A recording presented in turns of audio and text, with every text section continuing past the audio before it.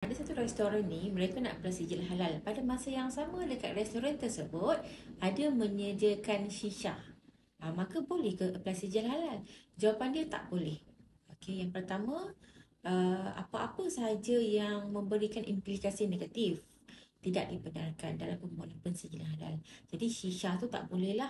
Jadi dia kena keluarkan shisha itu daripada premis tersebut kalau dia nak apply sijil halal. Tapi kalau dia kata dia perlukan shisha tu berada di premis sebab nak tarik ramai orang untuk duduk-duduk minum kan, maka dia tak layak untuk apply sijil halal. Jadi restoran-restoran kalau anda nak apply sijil halal, especially biasanya kedai mamak ada banyak juga, ada juga yang letak shisha kan.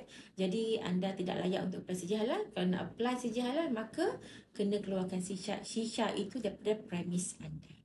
Ini memang ada dinyatakan dalam manual prosedur pensijilan halal Malaysia. Kita tengok kat sini dan diberitahulah memang tidak dibenarkan. Mana-mana premis yang ada menyediakan ataupun perkara-perkara yang memberi implikasi negatif